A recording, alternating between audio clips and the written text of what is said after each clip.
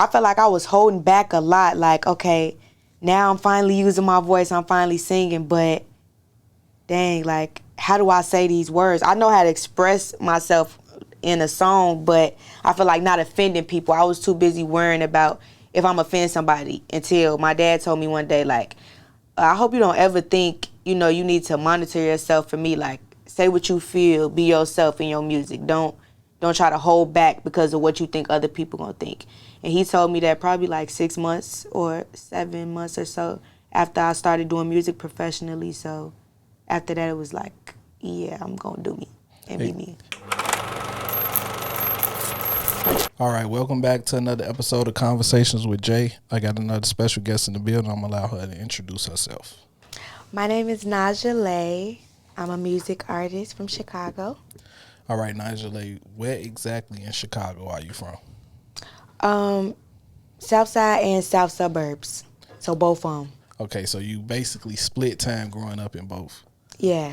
All right, so which one would you say, like, you spent the most time or helped you grow into the person you are today? Definitely both, for sure. I went to school in the suburbs, so maybe where I went to school at. Do you feel like you got the best of both worlds, I would say? Yes. Because I'm assuming when you were in the city, you was at a public school. Didn't go to school in the city. Okay, so even when you was growing up in the city, you still went to school in the suburbs? Yeah. All right, so then what was it like growing up in the suburbs then? Okay, so honestly, not too far from the city. I feel like people try to separate the two because it is, completely different, but at the same time, me being able to live in both environments, I would say it was pretty much the same, like a lot of BS as far as like violence and different altercations, stuff like that. But as far as like living in the suburbs, I think it was cool. It wasn't too bad outside of like the BS, stuff like that. But I mean, it was cool. So when you was growing up, what was something that you wanted to be growing up?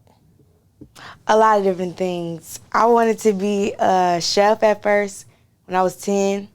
I love to cook. I wanted to be a veterinarian. And then when I was 10, that's when I first started singing. So it was like I was kind of all over the place. I got like a very bubbly personality, so I was into like acting and stuff like that too. But yeah, growing up, a chef, a singer, and a vet. What got you into singing at the age of 10? I just always loved music. Like, I always had an ear for it. I like all different types of music, different genres. So, I don't know. I feel like just by me loving music, it made me like, okay, I want to sing. But I was really, really, really, really nervous. So when you first started singing, like, were you good at it? Did it come natural to you? People say that I was good, but me being my own worst critic, I would say, like, I used to cringe sometimes, like, oh my God, people say they sound good, but it don't sound that good to me. Why do you think it wasn't sounding good to you? If everybody telling you it's good, what was like the issue that you were finding? From the music I was listening to. So when you listen to like a lot of different stuff, like I used to listen to Beyonce, Jill Scott, Lauryn Hill, Mary J. Blige. Listening to those people, it's like, okay, even though I'm a child, I still don't sound like them. And this is what I like. So if I'm not sounding like this, not saying, I have to be somebody else, but I know good music. So if I'm not sounding like this, then I need to work on it. I get what you're saying. Like, you had high expectations for yourself, Yeah. basically. So at what point did you actually make the choice to be an artist? I took it seriously about 3.5 years ago. I was in my dorm room in college with my manager, but at the time she was my roommate, Callie Rose. Shout out Callie Rose. Gang, gang. gang. But we was just in our dorm, and I was just saying, like, I love music so much, I want to take it serious for real. So I started off, like, rapping, like, trying to do the whole rap thing, which I still do. Like, I'm a music artist. I sing and rap, but that's where I started. And it was like, again, people was telling me like, girl, you got a voice, like use your voice, it sound good. Yeah. So I'm like, okay. And I did a freestyle to Future Married to the Game, if y'all heard that. I did a freestyle to that, and that's when I first like really used my voice. And then after that, it just kind of went up from there. All right, you say you sing and rap. Was it ever like a battle of you having to choose? Like, I'm going to sing, I'm going to rap. Was you torn in between the two or something like that? In the beginning, because it was like when I was in college and I started taking music serious, it was like, I want to do music, period. But I don't think I'm a rapper, like just to be categorized as a rapper. So it was like, where do I start for real? And that's where the confusion became. But I mean, I really rather sing than rap, but like I like mixing the two together. So you could say I did have a hard time. What made you go to college? Like, what was your major? I majored in theater and acting, but just being there and just like, going through mental health issues and stuff, it was like, why am I here for real? As far as like theater, if I really want to be an actress, which I still do acting and stuff on the side, but if I really want to be an actress, I don't think I need a degree in acting. I don't think I need a degree in theater. How about I just take like acting classes on the side, like. It's a place called Second City or something like that, downtown Chicago. So stuff like that. And that's when it was like, no, I could do everything I want to do without being in college. I don't want to be like a nurse or a lawyer and stuff, so I don't need, this type of education for what I want to do. I need to do my research and do what I want to do. Now, say you say you was going through some mental health issues. When you were going through that, did you understand what was happening at the moment? Yeah, I did, but I felt like I was trying to be too good for like my family and stuff. Yeah. That was my family expectations on me, like going to college and stuff like that. But it was like, before I even went to college, I'm thinking about what am I even gonna major in? Like, what do I want to do for real? So it was like that started driving me into like a depression. I suffer from depression. Very vocal about it because in the past, where it started at was college, but even early on in my childhood, but college played a big part in it. That made me like really depressed, just the fact that I'm not being happy. I'm not doing what I want to do. I'm trying to please the next person. And the fact that the next people don't see that, it was still like, okay, what the F? Now, I know a lot of people, deal with depression. Is it something that just comes in waves where you can't control it, or is it something that triggers you? Both for sure. I know like sometimes it'll just be little triggers, like the smallest things, not even the smallest things, but like spontaneous stuff. It'll be like you weren't expecting that, you know what I'm saying? Or like just random, I wasn't expecting that, and then it's like a trigger. Okay, this making me think about such and such. So now it's like, what do I do? Just sit here and stare at the walls or cry, or like, I'm big on prayer. Like, I have a relationship with God. So when I'm going through that, I want to talk to him or just express myself like that. But in the beginning stages of being triggered or like anything like that, it's like, what do I do? You spoke on prayer helping you through it. What are some other ways that you have found to, deal with depression or battle it? So it's this thing, I don't know who did it first, but I recently seen, probably like last year sometime, I seen Kevin Gates' wife Drika do it. So you set a timer for 7 minutes. 7 is the number of completion. Yeah. So you write down on your paper like everything negative in your mind, like everything that's bothering you, things you want to let go of. You write all that down within the 7 minutes. Once the 7-minute timer cut off, you stop. You don't reread what you just wrote, because that's putting that negative energy back in you. And you fold it up and you burn it. And like when you burn it, you feel, you know what I'm saying, like a little sense of relief, because it's like you got it out, you didn't put it back in, and you letting it go. So that for sure. Music, writing music. I write a lot of music about mental health, about depression and PTSD, things that I suffer from. So that's the way that I cope with it. And I just say, like, trying to speak to the people around me. So, like, my manager, my fiance, people like that, my grandma.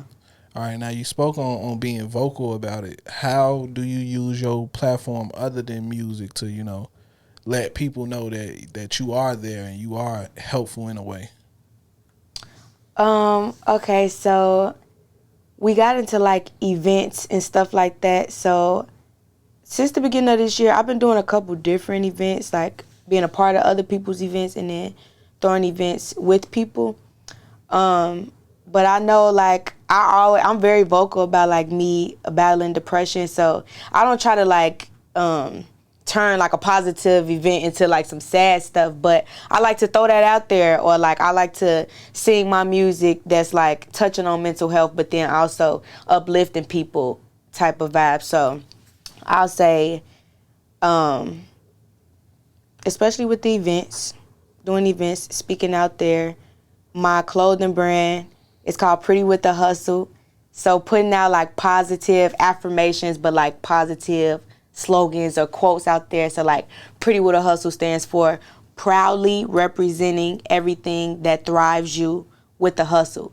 So throwing that out there. My manager has on a shirt today, wearing that, and telling people the meaning behind it. Like I said, pretty don't just stand for pretty, like, oh, she look pretty, or, you know what I'm saying, pretty vibes. It means proudly representing everything that thrives you. You know what I'm saying? More so like a mental thing. Heavy on the hustle, that's a part of the guys line. It's a unisex line.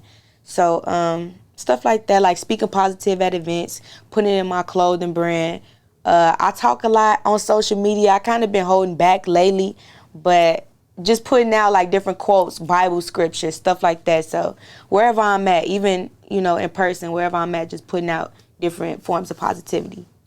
Now, the city is, I'm assuming, I'm going to just say it's open, as far as, like, COVID goes.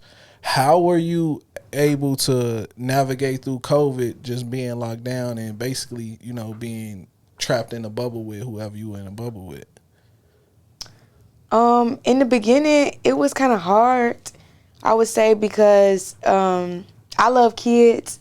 So when COVID had first hit, I was working with kids, and then, the school shut down and all that stuff. So, like, I was being ripped away from my kids. That was something that I had a hard time with. Also because they brought me, like, peace in a way, too, from what I was dealing with. But when it hit, it was just like, okay, I'm being forced to quarantine. I'm being forced to stay at home. I can't do what I want to do. What do I want to do, though? What can I do just at home with me and my fiance, or stuff like that? So I feel like it definitely hit hard, and it made me think, like, what do I want to do for me? That's when I picked up the pen even heavier, started writing more, just creating a better plan of, like, manifestations for the future. Because, I mean, yeah, it's been going on for, like 2 years now, the pandemic. But I would say just trying to prepare better for the future. Because it's like, if they could sit us down and make us do this, this, and this when they want to, I got to know what I'm going to do when they tell us something. You know what I'm saying? Something like that. So, yeah, it hit hard, but make you think. All right, for the people that's going to watch this and have never heard your music, like, what would be the first song that you push them towards? The first song I'm going to say is Hate, because that's probably one of my most popular songs. In that song, I'm singing, I'm rapping, I'm talking about God, I'm talking about my experiences in life. Like, it's called Hate, so, like, all I felt was hate when I wrote it. Like, I lost a lot of my friends right before I wrote it. I was going through a lot of, like, family issues when I wrote it. Like I said, talking about God, talking about depression. So I feel like that song is, like, a really, really, really good representation of me. And also my song called Feel the Real. It's talking about, like, my story and, like, stuff I've been through, stuff my parents been through, stuff like that. So them two songs probably. Is it difficult to be transparent through your music? It's starting not to become. Honestly, that was a thing for me. I I felt like I was holding back a lot. Like, okay, now I'm finally using my voice. I'm finally singing, but dang, like, how do I say these words? I know how to express myself in a song, but I feel like not offending people. I was too busy worrying about if I'm offending somebody until my dad told me one day, like, I hope you don't ever think, you know, you need to monitor yourself for me. Like, say what you feel, be yourself in your music. Don't try to hold back because of what you think other people gonna think. And he told me that probably like 6 months or 7 months or so after I started doing music professionally. So after that, it was like, yeah, I'm gonna do me and be me. Explain how important that was for you. Really important, because, you know what I'm saying, my dad always been on my side, very supportive. Shout out to my dad. But very supportive, always having my back. But also he was, you know, somebody I felt like not I had to be perfect for, but like I had to, you know, be a certain way, like carry myself a certain way. I'm his child. I want to live up to certain expectations, but not in a sense. So hearing that from him, it was like kind of like a sense of relief, because if I'm looking at like my family, that means a lot to me. My father, like I'm a woman, so it's like saying certain things, maybe like about my childhood or something. I don't want him to be offended, but that's my story though. So it's like getting the green light about that felt really, really good.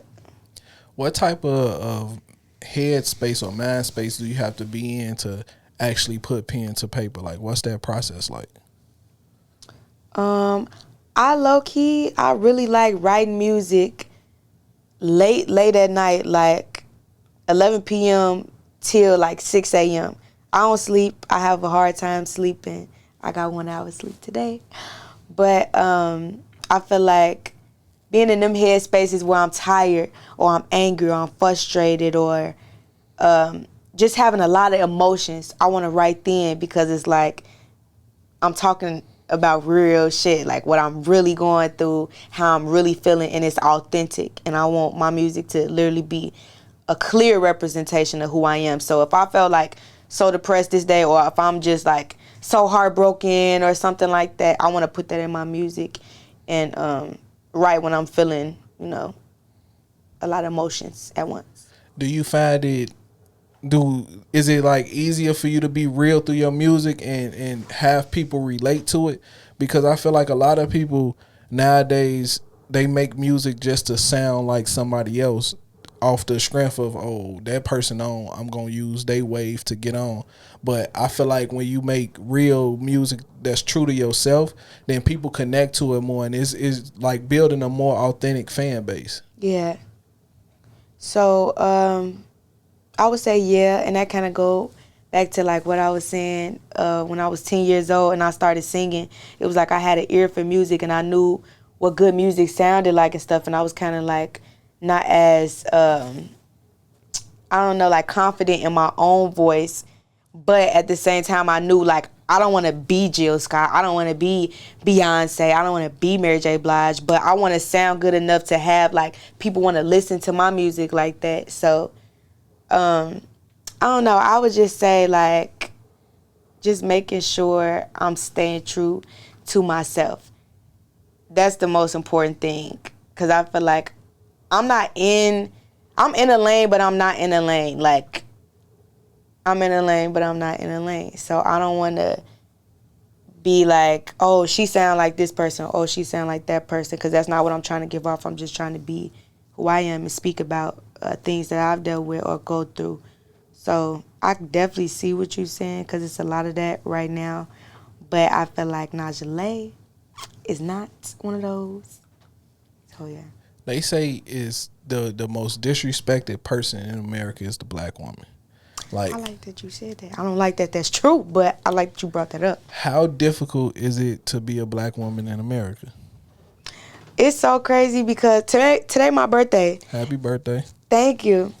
And last night we went to this like club/lounge called Persona, and me and my manager, we was walking, my best friend, but we was walking, leaving out, and it was these dudes. They had like one of them called me like baby or something like that, like hey baby, something like that, and I wasn't like disrespectful back, but like as soon as he said that, like, my instinct was just like, I'm not your baby or whatever. Like, you know, approach me like a lady, approach me like a woman. You don't even know my name, so don't just call me that or something. You know what I'm saying? Hey, Black Queen or something. You know, we don't get that a lot, but I would like to be approached like that, even though I'm engaged. But you know what I'm saying? If you're gonna approach me and you have something to say, just come correct and be polite. And when I said that, my manager was just like, yeah, you know, we kind of got to be careful even doing stuff like that, like just being positive, because women do that and then it's like men get to shooting because they feel like it's like literally just terrible rejection when I'm rejecting you, yes, because I don't want the time of day, but I'm not being disrespectful to you. I'm low-key just trying to educate you on how women want to, you know, be approached for real. So I feel like that's a difficult thing we have, because it's like when you just want to be yourself, you know what I'm saying, be yourself, and then certain people may approach you, and then if you have a response that they don't like, then it's like now your safety is at, you know, like I don't like that. Yeah. Being a Black woman. It's definitely difficult being a woman. Y'all can't go anywhere. Like, a man is going to try to shoot his shot regardless of what time of day, what you wearing, how you look. It's crazy. A man going to shoot his shot. So I'm going to give you the opportunity to give men, how can I put this?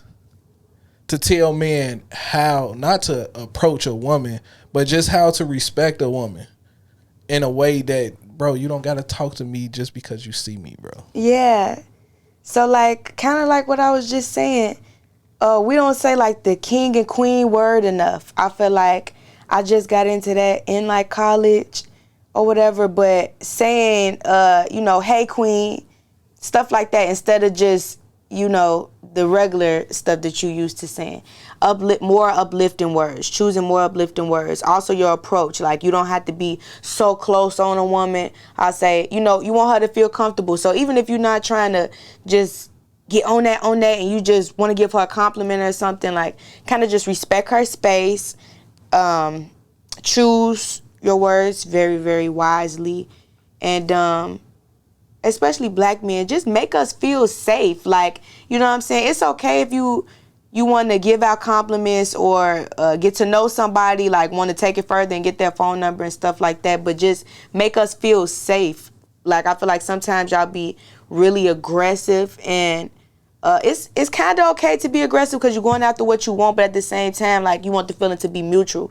And if you see that the feeling is not mutual, I'll say, you know what I'm saying, either choose some more words, like how else can I get her to kind of like to reel her in, and if that's not working, then just kind of let up. You ain't got to force it, and then if it's like you feel like you being rejected, you got to go over the top and stuff like that. Like, just respect us. We respect y'all, and sometimes men just set the tone. So if you setting the tone like that, hey, Black queen, you know what I'm saying, woo woo, stuff like that, you never know what type of response you're going to get. So, yeah. Is it difficult being an artist in Chicago? Yes, very. Like, what are some of the I would say pitfalls you face as being an artist in Chicago? A lot of people from Chicago watching you and not supporting you, for real. Facts. Even though it's like, I'm okay with that. I'm not like mad about that, because it's life, and especially in Chicago, that's Chicago life. But it's just too much like crabs in a bucket. So if like multiple people are doing the same thing, music for instance, I want to sing, or I am singing and rapping, I'm a music artist, another person is a music artist, and it's like if they hear your song and it just sound like too good or something, it's like, okay, I'm not even gonna support her until I see multiple people supporting her, or multiple people posting her on their stories and stuff like that. So I feel like with Chicago, it's just too much of like a competition, like when it don't have to be.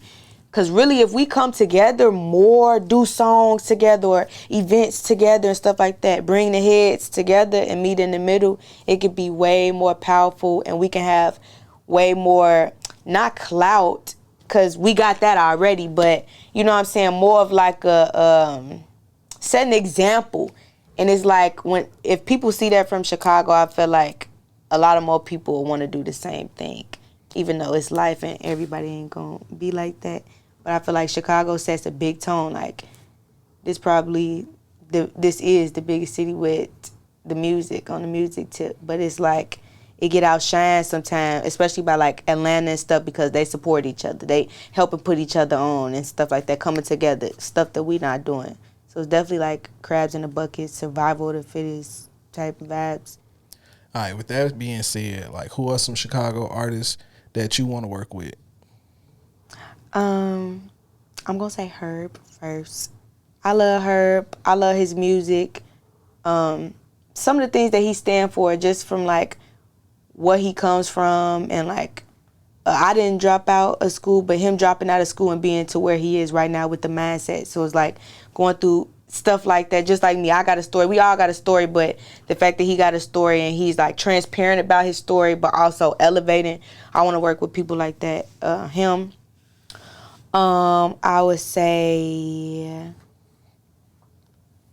if possible, I feel like it will happen though. Tink, I know, she been a little quiet lately, and we looking for you, sis. But again, just like her, she talk about her story, and she kind of like transparent too. I know we hear like a lot of love songs from her and stuff like that. That's her lane. But I feel like her sound, I would love to like mesh with her. Tink, her, and let me get one more person. One more person. Okay. I would say if I could do like a whole tape. Go ahead. Like a whole project. Collaboration. A collaboration Go project. ahead. I would do it with Jeremiah. Okay. I got one song with him, unreleased. But he's my god uncle too, by the way. But if I could like do, like you said, like a collab, I would do that with him, and then work with Tink and Herb as well. What are some things you working on right now?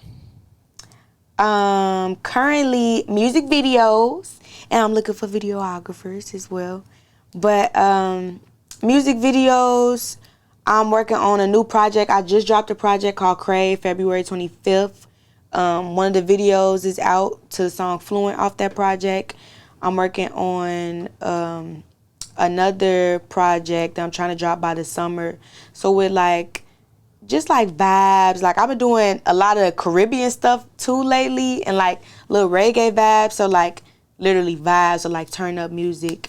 So far I got about maybe like 5 songs so far on that. I'm also working on a project with Gutterball Snoop.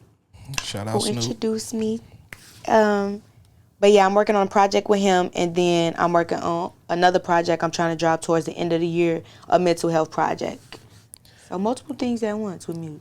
I feel like we have some of the dopest R&B acts in the world, like as far as the Chicago music scene go. So how could we as a culture help artists like you? I would say when you see it and you like it, share it or something. You know what I'm saying? It don't cost no money at all to share, or like a comment, send to your friends, subscribe, stuff like that.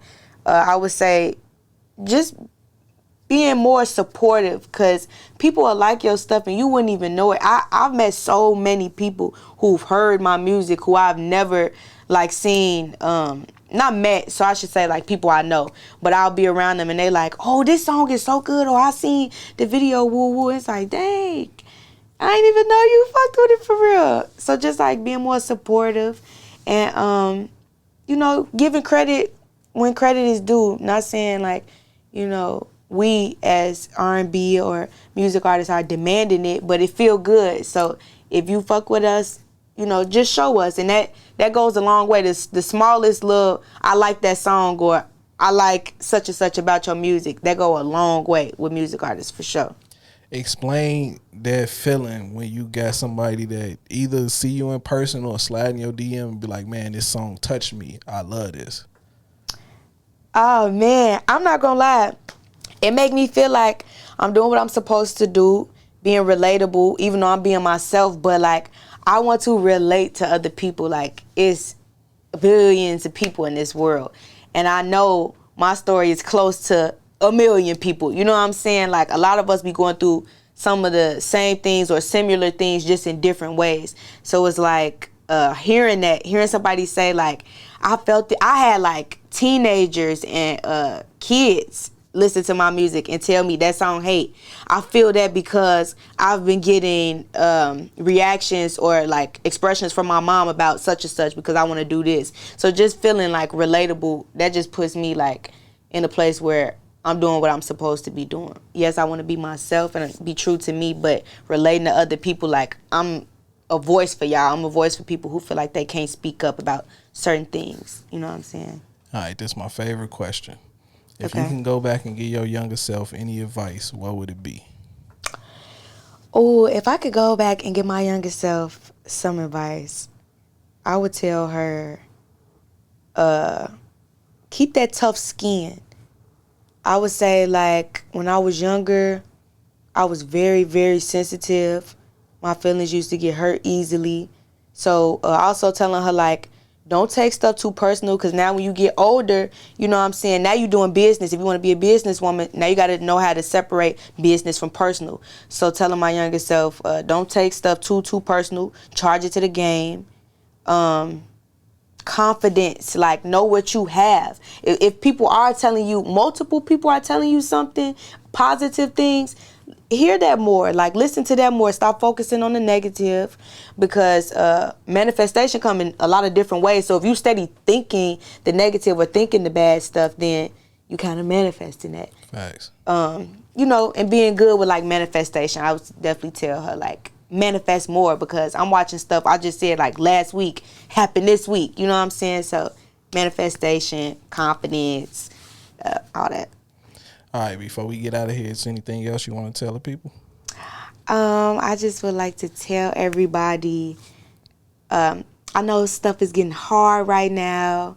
All my people who suffer from like mental health and stuff like that, I'm coming. I got a video on the way for us. I got a remix to No Cap vaccine / Fallen Star. My version is called Teardrops. I just want to tell y'all to keep your head up, stay focused, and stay strong. Like, it's not the end. Whatever you're going through, you got people like me who trying to be a voice for you, who trying to relate to you. I'm trying to have more events, more like therapy sessions and stuff like that, to come together and be able to be vulnerable with people like-minded or ready to be vulnerable around other people. So definitely just telling my people who close by and know me or want to get in contact with me and do stuff that I'm doing, stay strong, stay positive. I'm coming. I hope y'all coming and got stuff like that going on. Believe in yourself. I'm heavy on that right now.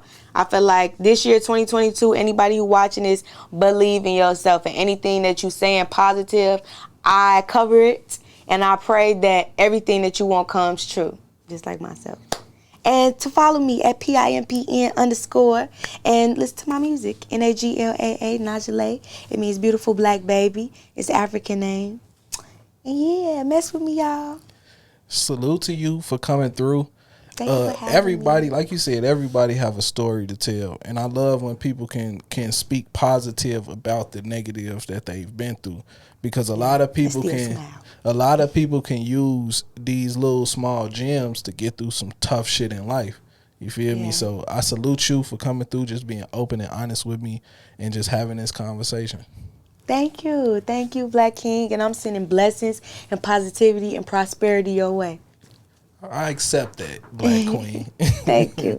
So salute to you and everything you got going on. This has been another episode of Conversations with Jay. Period.